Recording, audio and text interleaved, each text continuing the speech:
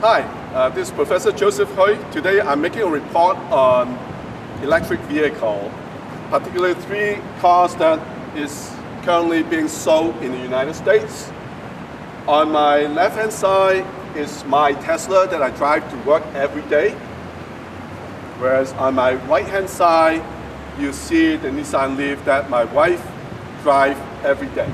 The third car that I'm going to compare is the GM Vogue that I don't have it with me because I do not want to buy a car that uses gasoline. Now this is my Tesla Roadster and it's fairly expensive. It's cost me $130,000 and they have sold less than 2,000 cars in the whole world. Now I'm going to talk about first the weight of the car is roughly 2,700 pounds, whereas it is pretty powerful. It's a rear-wheel drive for which the motor can churn out a power of 215 kilowatt, roughly about 280 horsepower. It's powered by 53 kilowatt hour of batteries, which is situated at the back, and it weighs the battery by itself about 1,000 pounds. You can charge the car, and here I show a charger that is a slow charger that is plugged to a 120 volt ordinary power outlet, and it would take about 12 to 15 hours to charge it from empty to full. Also, what you have here is that it can go from 0 to 60 miles an hour in about 3.7 seconds, a very fast car. Now, let me just show you one aspect about the car is that it's a sports car and therefore it's very small and it's pretty difficult for you to get in and out, and you can see that this is relatively low, and for somebody to get in, literally is almost sitting down on the floor. It's very hard to get in as well as very hard to get out of the car. So we have these technical specifications, the weight and the power, the battery size. The distance you can travel for the Tesla is about 400 kilometers per charge, acceleration, and also the efficiency in terms of watt-hour per kilometer travel, as well as the time needed to charge. Now in the second column, we show the technical aspects of the Nissan Leaf. Now here I'm going to invite my wife. She's going to get into the car and show you that this is a very comfortable car. It's a sedan. In fact, it's twice as high as the other car, and it's very easy for her to get in and out. Plenty of legroom and plenty of headroom, and also the back side is also very easy to get in, and it's actually much more convenient than the GM Vogue. And it has also a bigger trunk space, a lot more volume for the trunk that you can put a lot of stuff in. So what we see here is basically the Nissan Leaf weighs about 300 kilograms heavier than the Tesla, even though the battery is about 400 pounds less heavy in this car because the battery can only store 24 kilowatt hour of energy. It has a motor that is 80 kilowatt, which is only about slightly. The 80 kilowatt is a lot less than the 215 kilowatt power of the car, and therefore the time you take from 0 to 60 is more than 7 seconds. The efficiency actually is worse than the Tesla for the reason that the car is heavier and also is less aerodynamic than the Tesla. And the time to charge in say 240 volt would be 7 hours, whereas for the Tesla is only about 4 hours long. Now, I'm going to make a comparison between the amount of 3 cars for the market position. What you have, obviously, the Tesla only can sit 2 people. The Leaf actually can sit 5, and also GM can sit 5 people. In terms of the cargo volume, of course, the Tesla has the smallest, and the Leaf actually has a trunk space that is even much bigger than the GM Vogue. The price, $120,000 and upward for the Tesla, $350,000 and upward for the Nissan Leaf, and $43,000 and upward for the GM vote. That's all before a $7,500 of federal rebate is applied. Of course, the shortcoming of the Tesla is very expensive, and the leave, as my wife can testify, sometimes there's a range anxiety that goes with it because it cannot go much more than 80 miles in one charge. And then for the GM Vogue, it has an advantage that it can go on gasoline after you exhausted the battery charge, but the battery can go only about 50 miles before the gasoline engines turn on to generate electricity. This is a market study concerning how electric vehicle will penetrate the market in the future. Right now in the United States, we have roughly about 12 million cars sold every year. About slightly less than half of that is light truck sales. If you look at the penetration of the electric vehicle in terms of the number of cars sold, is projected by 2020 in the United States about 1.6 million of the car that is sold will be an electric car. So it's about a 10% or slightly more than a 10% penetration by 2020. Now what I'm showing here, the blue color, is what I project.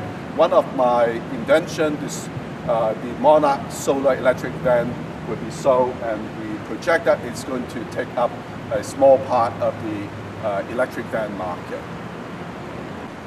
The second key to the electric vehicle obviously is the batteries, because battery is very expensive, and we currently typically the electric car would cost about $0.5 per watt hour, but I think it should go down to half the price in order to be competitive. Now, electric cars are subsidized both in the United States as well as in China.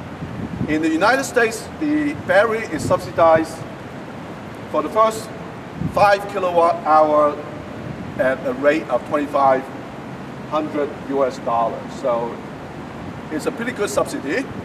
And then beyond that, what you have is that is $417 per kilowatt hour, up to an upper limit of $7,500 for a total of 17 kilowatt hour. Now in China, the subsidy is even bigger, and you're talking about basically a total of 60,000 yuan for a maximum of 20 kilowatt hour. And beyond the federal or the central government subsidy in China, the United States, each of the states will have different kind of rebate, whereas in the provincial government of China, some of them would provide a very generous subsidy besides the central government subsidy. I think the third key to the success of electric vehicle is in the convenience of charging. Not only that it should be have the convenience of being charged at home over a usual 120 volt charger overnight, which is very cheap and very convenient. Also, in case you run out of range, then you should be able to charge it everywhere and anytime. So what I think good charging facility would remove range anxiety that is caused because you are running short of electricity.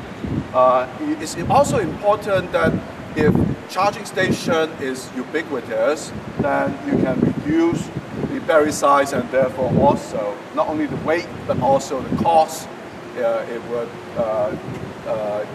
impose on the buyer of electric vehicle. And the third thing I think is very important is to use renewable energy source such as solar energy to allow the car to be charged. In this case here, we are working on a Monarch Lotus which allow the sun to generate electricity, in this case here, to charge the electric vehicle. So what do I think about the future of electric car? I'm very optimistic. I think in order for China to be able to export electric vehicle to the United States, I think there are certain things that they need to observe. First of all, price is most important. Not only for China exporting to the United States, but also for the United States manufacture themselves, that they need to produce car that is as cheap or maybe slightly more expensive than the gasoline car. It saves money on the long term because charging a car overnight for my Tesla only costs slightly more than $1 per day, and then I can go about 50 miles on it. So you save a lot of gasoline price. Second, very important, is performance. On one hand, it needs to be safe. I think that electric car are more safe than gasoline car is. And then also power. It should have reasonable power, but not so powerful that it would cause an efficiency problem. But I don't think having a powerful car such as my Tesla on my left-hand side is an issue, because it really has a very good miles driven per kilowatt hour. Third, very important, functions. We need to think in terms of new way to use electric cars, such as building electric vans, and which has much more functions. Fourth is the use of innovation. For example, new material that is lightweight as well as strong, and that we're taking full advantage of. For example, the Tesla use a lot of carbon fiber, whereas the Leaf use a lot of innovative plastic. And battery technology is very important. It's important to look at new battery technology that is both lightweight, very high power output, as well as being able to have a high energy density for storage. Also, the use of renewable energy, that you would be able to charge the car anywhere at any time without even getting close to the power grid. Very important also is the promotion of a brand, promotion of quality, and also promotion of a sales network. So with that, I would like to conclude. I think electric car has a bright future, and I think there would be substantial amount of progress we're going to see in the near future, as well as a rapid drop in the price of electric vehicle and a much faster market acceptance for electric car.